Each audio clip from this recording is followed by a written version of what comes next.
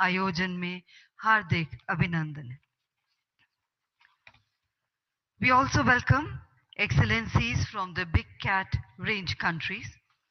Shri Bhupendra Yadav ji, Honorable Union Minister, Ministry of Environment, Forest and Climate Change, Government of India. Shri Ashwini Kumar Chaube ji, Honorable Minister of State, Environment, Forest and Climate Change, Government of India.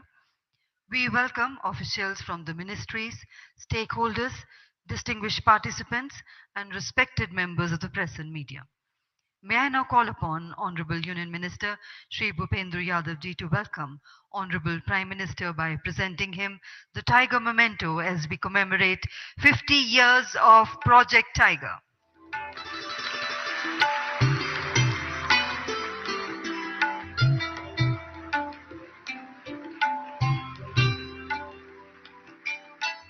Hardik Dhanyavad.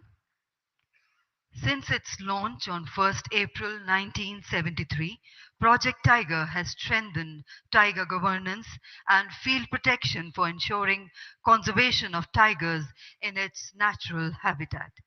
May I now invite Shri Bhupendra Yadav ji, Honorable Union Minister, Ministry of Forest, Environment and Climate Change, Government of India, to welcome the Honorable Prime Minister and the dignitaries and highlight the significance of today's grand mega event, the commemoration of 50 years of Project Tiger.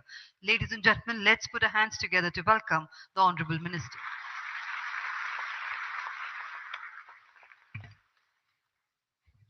आदरणीय प्रधानमंत्री जी, माननीय Ashwini Choubey ji, excellencies of big cat countries, यहाँ उपस्थित सभी प्रबुद्धगण, भारत के tiger conservation project के महत्वपूर्ण 50 वर्ष पूरे होने के पड़ाव पर हम सभी आज यहाँ उपस्थित हैं।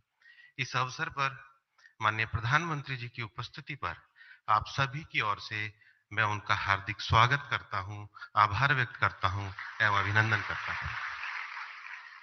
भारत में टाइगर कंजर्वेशन यह यात्रा जो 1973 में 9 टाइगर रिजर्व्स के साथ शुरू हुई थी, आज माननीय प्रधानमंत्री जी के नेतृत्व में आजादी के अमृत काल में 53 टाइगर रिजर्व के मुकाम पर पहुंच गई है। मुझे बताते हुए खुशी हो रही है कि विगत वर्षों में 23 टाइगर रिजर्व हमारे देश के उनको इंटरनेशनल एक्रेडिटेशन मिला है और आज भारत को इस बात पे गर्व है कि दुनिया की 70% टाइगर पॉपुलेशन भारत में है। इस अवसर पर मैं सभी की ओर से दुनिया भर के टाइगर कंजर्वेशन के लिए काम कर रहे टाइगर रेंज और बिग कैट कंट्रीज के यहाँ उपस्थित सभी मंत्रीगण और प्रतिनिधिगण का भी हार्दिक स्वागत करता हूं। माननीय प्रधानमंत्री जी, इस अप्रैल माह में जब हम आपकी मन की बात के 100वें एपिसोड की प्रतीक्षा कर रहे हैं, हम हमेशा मन की बात के कार्यक्रम में आपके संवाद को सुनते हैं। आपके संवाद में प्रकृति, पर्यावरण, वन्य जीव, जन सहभागिता, नवाचार और प्रकृति अनुकूल जीवन पद्धति, पर्यावरण आधारित जीवन पद्धति, मिशन लाइफ के संबंध में नए-नए प्रयास करने की प्रेरणा मिलती है। इसी का परिणाम है कि आज टाइगर कंजर्वेशन प्रोजेक्ट के अंतर्गत हम टाइगर कंजर्वेशन के साथ-साथ जैव विविधता धरोहर के संरक्षण, जैविक स्रोतों के संवर्धन, विलुप्त होती प्रजातियों के संरक्षण, टाइगर रिजर्वों के माध्यम से इकोलॉजिकल बैलेंस और कार्बन सिंक को बढ़ाने जैसे कार्यों से भी जुड़े हुए हैं। हमें गर्व है कि आपके नेतृत्व में भारत ने पिछले वर्ष प्रोजेक्ट चीता को के जिस कार्य को प्रारंभ किया, वो दुनिया भर में वाइल्ड लाइफ प्रोटेक्शन का एक बहुत बड़ा उदाहरण है, जिसमें एक महाद्वीप में किसी वन्य जाति के विलुप्त होने पर उसके रेस्टोरेशन के प्रोजेक्ट को शुरू किया गया है। इस इकोलॉजिकल रॉन्ग को इकोलॉजिकल हार्मनी के साथ रिप्लेस करके एक इकोलॉजिकल बैलेंस बनाने का काम आपके नेतृत्व में प्रोजेक्ट चीता के अंतर्गत सफलतापूर्वक किया जा रहा है। माननीय प्रधानमंत्री जी, आज कर्नाटक के जिस बांदीपुर टाइगर रिजर्व के कार्यक्रम में आप उपस्थित हैं, यह बांदीपुर टाइगर रिजर्व भारत के प्रारंभिक 9 टाइगर रिजर्व में एक रहा है। यह क्षेत्र Bandipur tiger reserve, BRT tiger reserve, Nagarahole tiger reserve एवं तमिलनाडु के मधुमलाई टाइगर रिजर्व तथा केरला की वायनाड सेंचुरी से जुड़ा हुआ विश्व का सबसे बड़ा टाइगर हैबिटेट सेंटर है। हम इस क्षेत्र की अपनी विशिष्टता भी है। हमारे यहाँ के स्थानीय समुदाय टाइगर कंजर्वेशन से जुड़े हुए हैं और इसलिए देश भर में आपकी प्रेरणा से टाइगर कंजर्वेशन के अंतर्गत हम न केवल टाइगर प्रजातियों के संरक्षण संवर्धन को बचाने का काम कर रहे हैं, इसके साथ ही साथ सभी स्थानों पर इको टूरिज्म और रोजगार को बढ़ावे को भी प्रोत्साहन दे रहे हैं। यही कारण है कि विगत कुछ वर्षों में आसाम में काजीरंगा के पास छोटा सा कस्बा कोहरा हो, राजस्थान में सवाई माधोपुर, उत्तराखंड में रामनगर, मध्य प्रदेश में पन्ना, केरल में टकेड़ी, महाराष्ट्र में चंद्रपुर और उत्तर प्रदेश में पीलीभीत शहर, ये सभी अंतरराष्ट्रीय मानचित्र पर टाइगर इको टूरिज्म के नाम से प्रतिष्ठित होने लगे हैं। इसलिए एनटीसीए टाइगर कंजर्वेशन के साथ साथ हैबिटेट मैनेजमेंट, इको टूरिज्म, स्थानीय समुदायों की भागीदारी और रोजगार सृजन हेतु प्रयत्नशील है। विशेष रूप से टाइगर क्षेत्र के नजदीक रहने वाली महिलाओं के सेल्फ हेल्प ग्रुप के स्थानीय उत्पादों के प्रोत्साहन हेतु भी नेशनल टाइगर कंजर्वेशन अथॉरिटी ने मिलकर काम करने का निर्णय लिया है।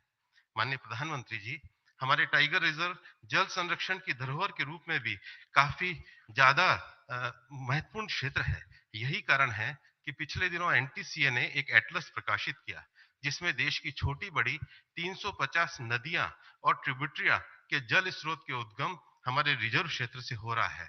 उदाहरण के लिए छत्तीसगढ़ और मध्य प्रदेश की सीमा पर स्थित अचानकमार टाइगर रिजर्व नर्मदा जी का उद्गम स्थल है व उसी के साथ साथ कान्हा और सतपुड़ा उनकी ट्रिब्यूटरियों का उद्गम स्थल है।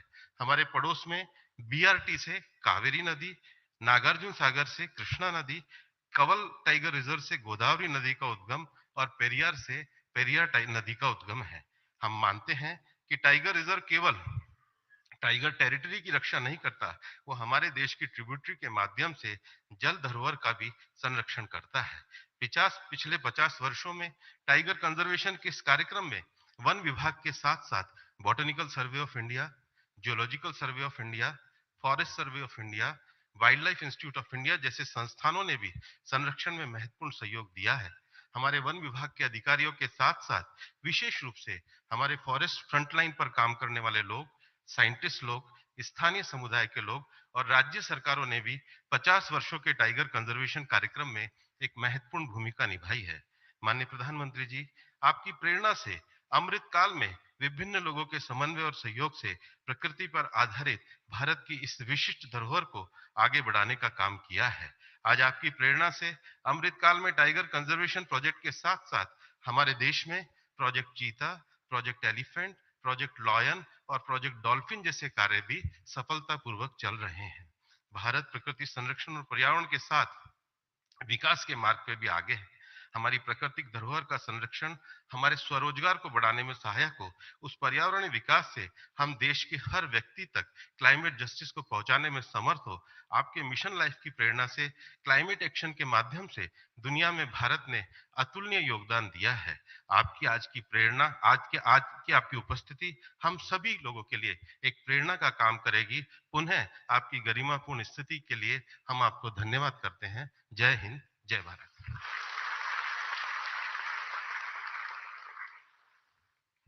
माननीय मंत्री महोदय जी का हार्दिक धन्यवाद।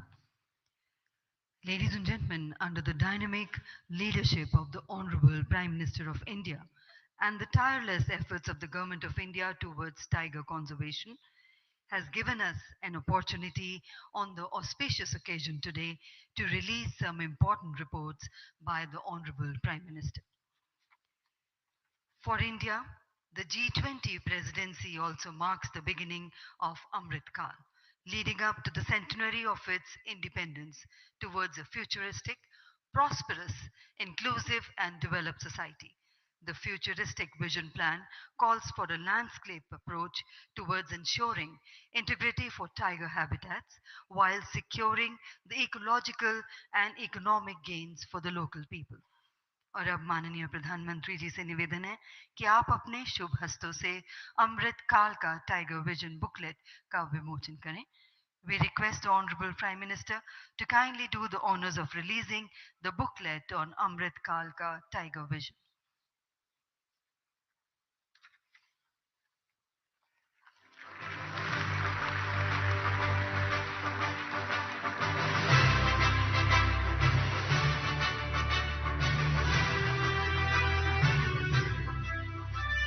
धन्यवाद.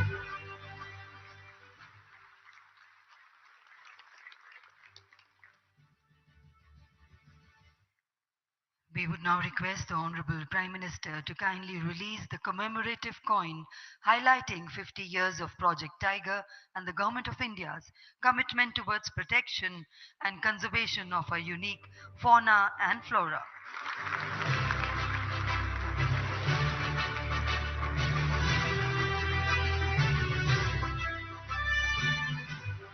We thank you, sir. Ladies and gentlemen, India is the only country in the world that has institutionalized the management effectiveness evaluation process for its tiger reserves. We request our Honorable Prime Minister to kindly do the honors of releasing the summary report, Management Effectiveness Evaluation of Tiger Reserves in India 2022, the fifth cycle.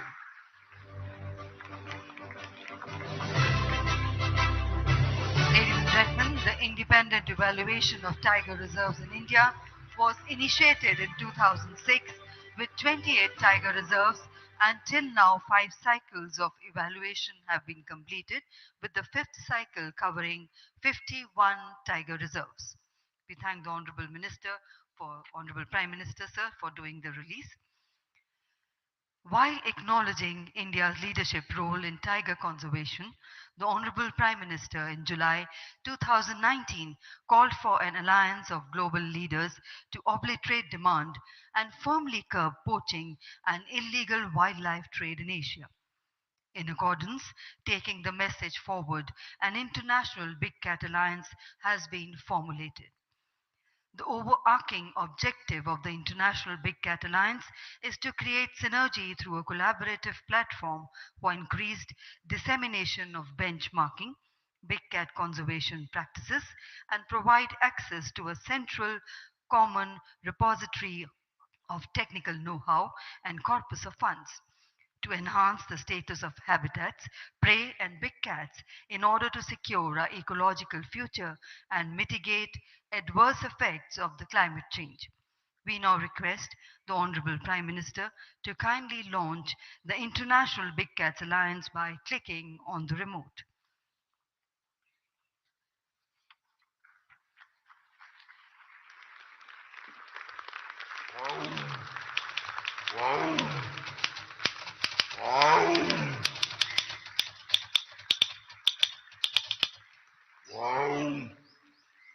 Thank you very The much. planet indeed. is studded with some sparkling natural wealth, and there are some big cats, which are the apex predators living in extreme habitats, rugged terrains, and some of them have learned to adapt as well.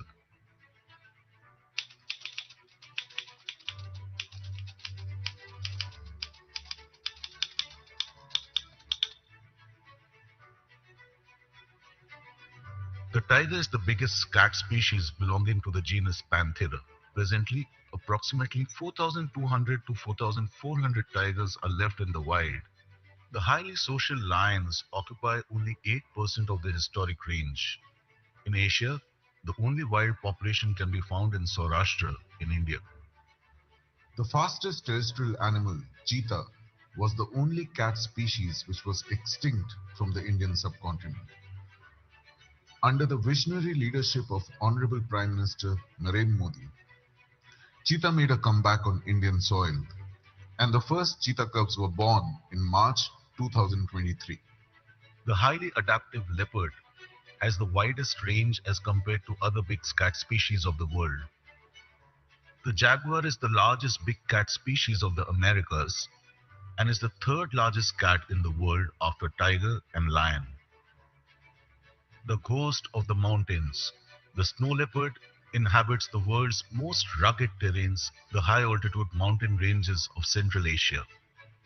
The cougar, also known as the puma or mountain lion, is native to the Americas.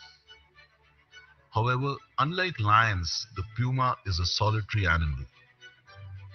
To address the need for a global institution for preservation of big cats, a global partnership initiative to establish an international big cat alliance is being launched by India under the visionary leadership of Honorable Prime Minister Shri Narendra Modi. The overarching objective of the alliance is to create synergy through a collaborative platform for increased dissemination of benchmarking big cat conservation practices and provide access to a central common repository of technical know-how and corpus of funds to enhance the status of habitats, prey, and big cats in order to secure our ecological future and mitigate adverse effects of climate change. This partnership initiative to establish an international big cat alliance with focus on protection and conservation of seven major big cats of the world, which are tiger, lion, leopard, snow leopard, puma, jaguar, and the cheetah, with the involvement of 97 range countries that harbors the said species. The alliance is also open for other interested countries and international organizations that are willing to contribute to IBCA's objectives. हम गर्व के साथ कह सकते हैं कि भारत करीब 3000 tigers के साथ दुनिया के सबसे बड़े और सबसे सुरक्षित हैबिटाट्स में से एक है।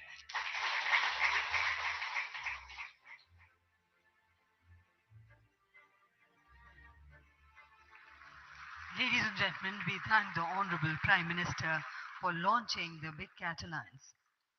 India has been a global leader in tiger conservation and has reached a targeted population size much before the deadline of doubling the tiger numbers that was committed by the world leaders in 2010 at St. Petersburg. We now request the Honorable Prime Minister to kindly declare the number of tigers in the country today by clicking on the remote.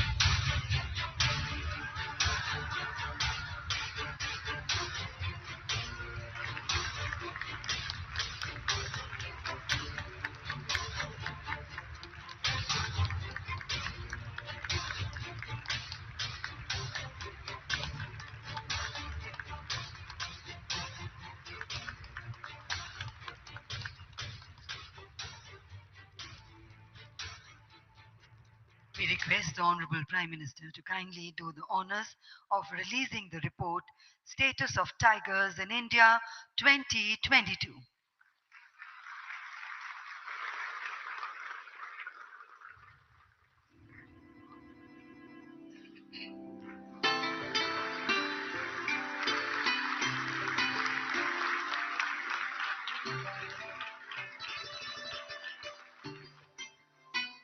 हार्दिक धन्यवाद।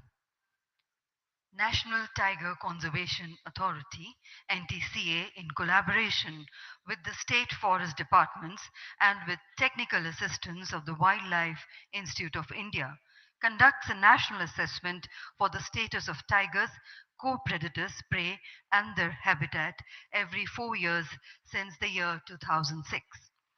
The assessment is a Herculean exercise, and the fourth cycle of the exercise in 2018 got the accreditation from the Guinness Book of World Records for being the largest wildlife survey in the world in terms of unprecedented efforts invested.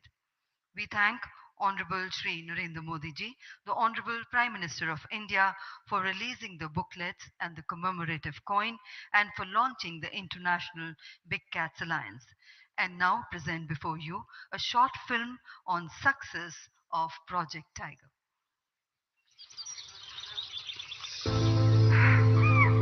The tiger, being the national animal, is pride for the society and historically intricately enthralled in India's art, culture, and literature. In developing India, the tigers were struggling to survive due to habitat loss, poaching, encroachments, and declining prey base. To ensure their survival, the Government of India took a pioneering initiative for conserving the national animal and launched the Project Tiger in 1973. Owing to the conservation efforts, the tiger population recovered. The National Tiger Conservation Authority (NTCA) came into existence. The NTCA, with Wildlife Institute of India, emphasized upon use of robust scientific technologies. The Prime Minister's long association with wildlife conservation led the foundation for widening the scope for protection of big cats across the country. World's first wild tiger reintroduction in Sariska and followed in Panna Tiger Reserve resulted in successful re-establishment of tiger populations. In 2010, at International Tiger Forum in St. Petersburg, Russia, all 13 tiger countries pledged to conserve the tiger and double their number by 2022. It was decided in St. Petersburg that the target of doubling the tiger population would be 2022. We in India completed this target 4 years early. India took the lead. Corridors were restored. Green infrastructure were built. Villages from the tiger reserves were successfully rehabilitated, and mitigation measures were taken to secure landscape-level connectivity. The Prime Minister's close concern for the welfare of the tigers and the environment added new energy into the Tiger Project. Organized every 4 years, All India Tiger Estimation entered into the Guinness World Record in 2019 as largest camera trap-based wild animal monitoring exercise in the world. Safe and healthy tiger habitats bring economic development and provide livelihoods, bringing in a new dawn of inclusive growth and sustainability. Besides capturing carbon, maintaining soil and air health quality, more than 350 big and small rivers flow out of these reserves.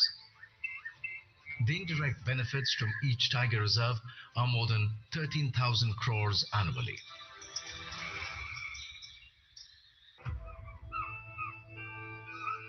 With more than 3,000 tigers in 53 tiger reserves, India harbors more than 70% global tiger population in about 75,000 square kilometers area. The success of Project Tiger is a testament to the dedication of the union and state governments and all the stakeholders working together for most successful wildlife conservation project in the world.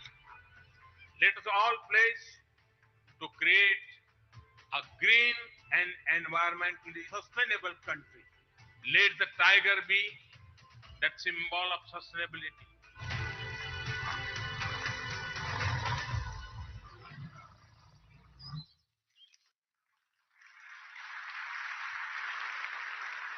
Ladies and gentlemen, we express our heartfelt gratitude to the Honorable Prime Minister of India, Honorable Shri Narendra Modi ji, for making this historic moment proud with his esteemed presence.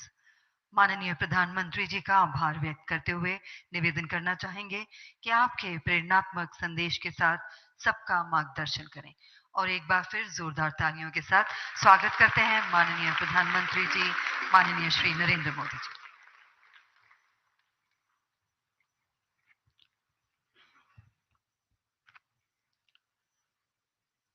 केंद्रीय मंत्रिमंडल के मेरे सहयोगी श्री भूपेंद्र यादव जी, श्री अश्विनी कुमार चौबे जी, अन्य देशों से आए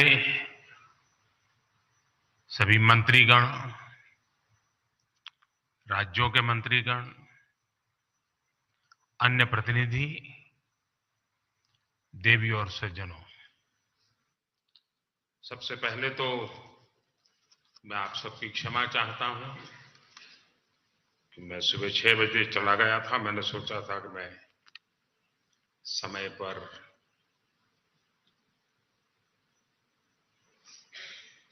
जंगलों का भ्रमण करके वापस आऊंगा, लेकिन मुझे 1 घंटा आने में ही देर हो गई। आप सबको इंतजार करना पड़ा,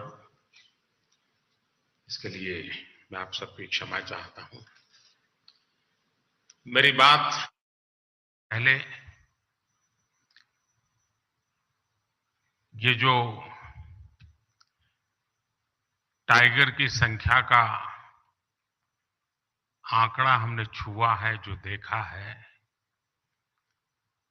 हमारा ये परिवार का विस्तार हो रहा है, ये गौरवमय पल है। मैं आप सबसे आग्रह करता हूं कि इन टाइगर के सम्मान में अपने स्थान खड़े होकर के हम टाइगर को स्टैंडिंग ओवेशन दें।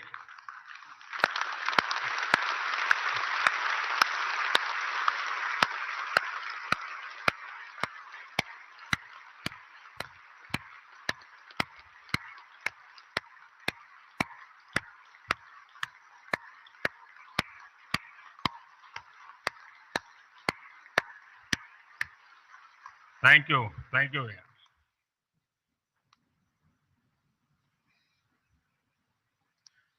आज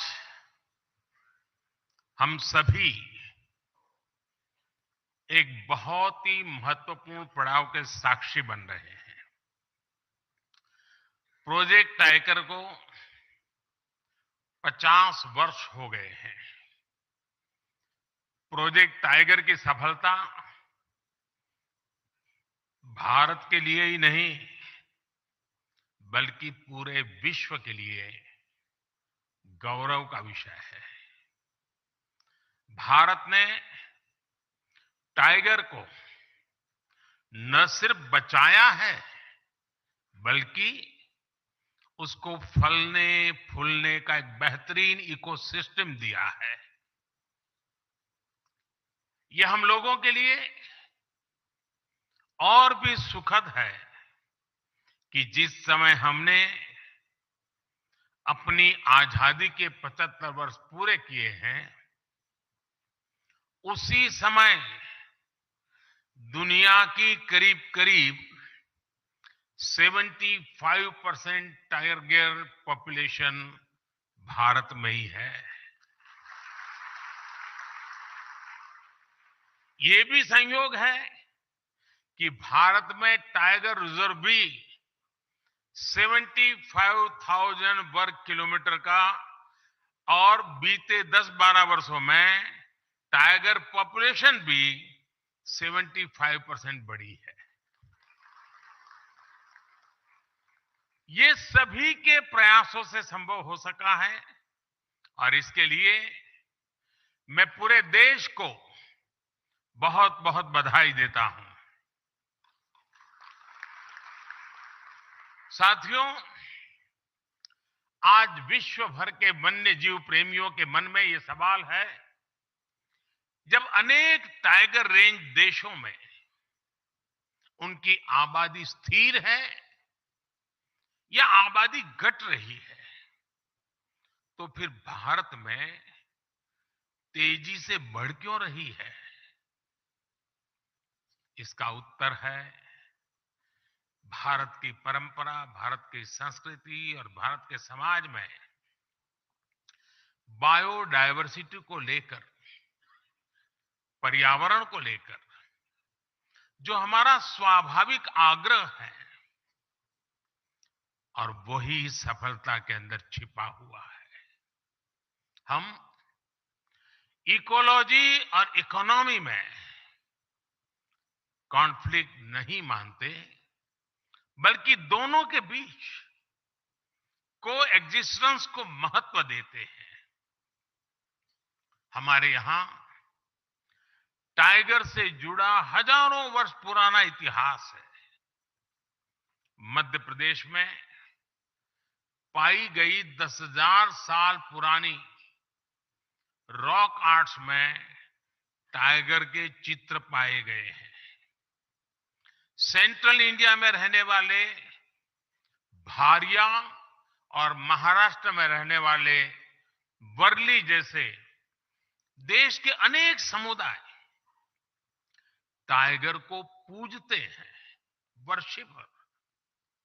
हमारे यहां अनेक जनजातियों में टाइगर को अपना बंधु माना जाता है, भाई माना जाता है। और टाइगर मां दुर्गा और भगवान अयप्पा का वाहन तो है ही। Friends, India is a country where protecting nature is a part of culture. This is why it has many unique achievements in wildlife conservation.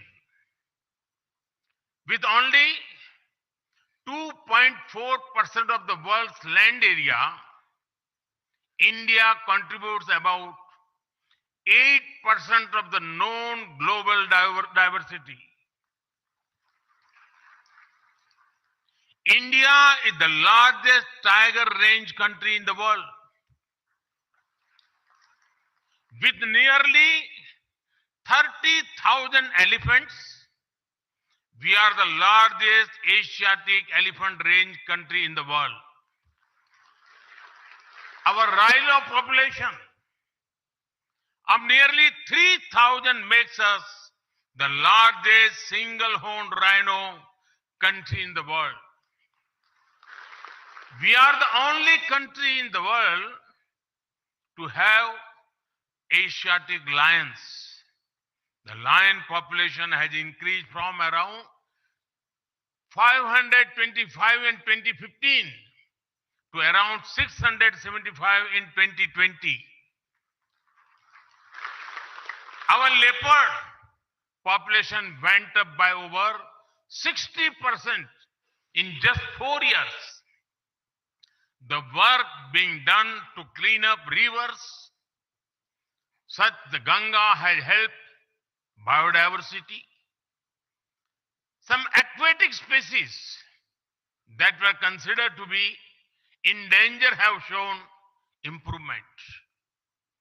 These achievements are all due to people's participation and culture of conservation. Sabka prayas. For wildlife to thrive, it is important for ecosystem to thrive. This has been happening in India. While celebrating 75th year of independence, India added 11 wetlands to its list of Ramsar sites. This took the total number of Ramsar sites to 75. Forest and tree cover are also increasing. India added over 2,200 square kilometers of forest and tree cover by 2021 when compared to 2019. In the last decade, the number of community reserves increased from 43 to over 100. In a decade, the number of national parks and sanctuaries around which eco-sensitive zones were notified increased from 9 to 468. साथियों, wild life conservation के इन सभी प्रयासों में मुझे गुजरात के अपने लंबे अनुभव का भी लाभ मिला है। मैं जब गुजरात का मुख्यमंत्री था, तब ने लायंस पर काम किया था। वहीं मैंने सीखा कि किसी वन्य जीव को बचाने के लिए हम सिर्फ एक भौगोलिक दायरे में सीमित नहीं रह सकते। हमें इसके लिए स्थानीय लोगों और एनिमल के बीच एक रिश्ता बनाना होगा। ये रिश्ता इमोशन का भी होना चाहिए और इकोनॉमी का भी होना चाहिए। इसलिए गुजरात में हमने वन्य प्राणी मित्र कार्यक्रम चलाया। शिकार जैसी गतिविधियों पर निगरानी रखने के लिए ये व्यवस्था शुरू की गई। इसके लिए कैश रिवॉर्ड भी रखा गया। हमने गिर के लायंस के लिए एक रिहेबिलिटेशन सेंटर भी खोला। गिर क्षेत्र में हमने फॉरेस्ट डिपार्टमेंट में महिला बीट गार्ड्स और फॉरेस्टर्स की भर्ती भी की। इसने लायन है तो हम है तो लायन है की भावना को निरंतर मजबूत किया। आज आप भी देखते हैं कि गिर में अब टूरिज्म का, इको टूरिज्म का बहुत बड़ा इकोसिस्टम बन चुका है। साथियों, गिर में जो इनिशिएटिव लिए गए हैं, उसी तरह प्रोजेक्ट टाइगर की सफलता के भी कई आयाम हैं। इससे टूरिस्ट एक्टिविटी बढ़ी और हमने जो जागरूकता कार्यक्रम चलाए, उससे टाइगर रिजर्व में मैन एनिमल कॉन्फ्लिक्ट में भी भारी मात्रा में कमी आई। बिग कैट्स की वजह से टाइगर रिजर्व में पर्यटकों की संख्या बढ़ी और इससे स्थानीय अर्थव्यवस्था को मजबूती मिली है। बिग कैट्स की मौजूदगी ने हर जगह स्थानीय लोगों के जीवन और वहां के इकोलॉजी पर सकारात्मक असर डाला है। साथियों, कुछ महीने पहले भारत की बायोडायवर्सिटी को समृद्ध करने के लिए हमने एक और अहम काम किया है। दशकों पहले भारत से चीता विलुप्त हो गया था। हमें शानदार बिग कैट को नामीबिया और दक्षिण अफ्रीका से भारत लेकर आए हैं। ये एक बिग कैट का पहला सफल ट्रांसकॉन्टिनेंटल ट्रांसलोकेशन है। कुछ दिन पहले ही कूनो नेशनल पार्क में 4 सुंदर शावकों ने जन्म लिया है। भारत की धरती से चीता करीब करीब 75 साल पहले विलुप्त हो गया था। यानी करीब करीब 75 साल बाद भारत की धरती पर किसी चीता ने जन्म लिया है।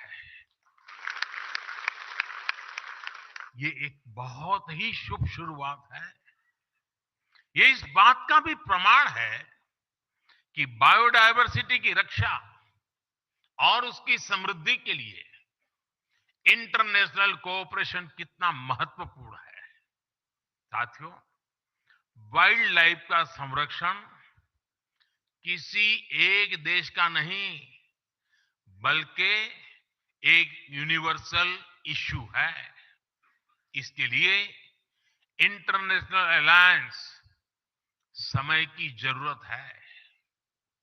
साल 2019 में ग्लोबल टाइगर डे पर मैंने एशिया में पोचिंग और इलीगल वाइल्ड लाइफ ट्रेड के विरुद्ध अलायंस का आह्वान किया था। इंटरनेशनल बिग कैट अलायंस इसी भावना का विस्तार है। इससे बिग कैट से जुड़े पूरे इकोसिस्टम के लिए फाइनेंशियल और टेक्निकल संसाधन जुटाना आसान होगा। इससे भारत सहित तमाम देशों के अनुभवों से निकले कंजर्वेशन और प्रोटेक्शन एजेंडा को लागू करने में आसानी होगी। इंटरनेशनल बिग कैट अलायंस, उसका फोकस दुनिया की 7 प्रमुख बिग कैट्स के संरक्षण पर होगा। यानी जिन देशों में tiger, lion, leopard, snow leopard, puma, jaguar और चीता है, ऐसे देश इस अलायंस का हिस्सा होंगे। इस अलायंस के तहत सदस्य देश अपने अनुभव शेयर कर पाएंगे, अपने साथी देश की ज्यादा तेजी से मदद कर पाएंगे। ये अलायंस रिसर्च, ट्रेनिंग और कैपेसिटी बिल्डिंग पर भी जोर देगा। हम साथ मिलकर इन प्रजातियों को विलुप्त होने से बचाएंगे, एक सुरक्षित और बेहतरीन इकोसिस्टम का निर्माण करेंगे। साथियों, मानवता का बेहतर भविष्य तभी संभव है जब हमारा पर्यावरण सुरक्षित रहेगा, हमारी बायोडायवर्सिटी का विस्तार होता रहेगा। ये दायित्व हम सभी का है, पूरे विश्व का है। इसी भावना को हम अपनी G20 अध्यक्षता के दौरान निरंतर प्रोत्साहित भी कर रहे हैं। G20 का motto one earth, one family, one future यही संदेश देता है। COP26 में भी हमने अपने लिए बड़े और महत्वाकांक्षी लक्ष्य तय किए हैं। मुझे पूरा विश्वास है कि आपसी सहयोग से हम पर्यावरण संरक्षण के हर लक्ष्य को प्राप्त करेंगे। साथियों, इस कार्यक्रम में जो विदेशी अतिथि आए हैं, जो दूसरे राज्यों से यहां हमारे मेहमान आए हैं, उनसे मैं एक और बात भी कहना चाहता हूं। आप सभी को यहां एक और लाभ जरूर उठाना चाहिए। ये जो सह्याद्री का क्षेत्र है, वेस्टर्न घाट का क्षेत्र है, यहां अनेक ट्राइब्स रहती हैं। वे सदियों से टाइगर सहित हर बायोडायवर्सिटी को समृद्ध करने में जुटी है। उनका जीवन, उनका कल्चर पूरी दुनिया के लिए बहुत उत्तम उदाहरण है। प्रकृति से जितना लिया उतना ही प्रकृति को लौटाया। ये बैलेंस कैसे काम करता है, वो हमें यहां सीखने को मिलता है, इस आदिवासी परंपरा में देखने को मिलता है। यहां आने से पहले मेरी ऐसे अनेक साथियों से बातचीत भी हुई है और इसी कारण मुझे आने में भी देर हो गई। जिस द एलिफेंट विस्परर्स डॉक्यूमेंट्री को ऑस्कर मिला है, वो भी नेचर और क्रिएचर के बीच के अद्भुत संबंधों की हमारी विरासत को दर्शाती है। मिशन लाइफ यानी लाइफस्टाइल फॉर एनवायरनमेंट के विजन को समझने में भी आदिवासी समाज की जीवन शैली से बहुत मदद मिलती है। मेरा आग्रह है कि आप हमारे आदिवासी समाज के जीवन और परंपरा से कुछ न कुछ जरूर अपने देश, अपने समाज के लिए लेकर के जाएं। एक बार फिर आप सभी का इस आयोजन में आने के लिए बहुत बहुत आभार व्यक्त करता हूं। और आज टाइगर का जो नया आंकड़ा हमारे सामने आया है, आने वाले दिनों में हम और नए आंकड़े पार करेंगे और नए अचीवमेंट करेंगे, ये मैं पूरे विश्व को विश्वास दिलाता हूं। बहुत बहुत धन्यवाद।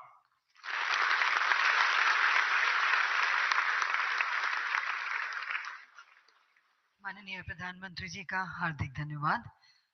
Ladies and gentlemen, we thank the Honorable Prime Minister. We would request everyone to kindly remain seated while the Honorable Prime Minister departs from the stage.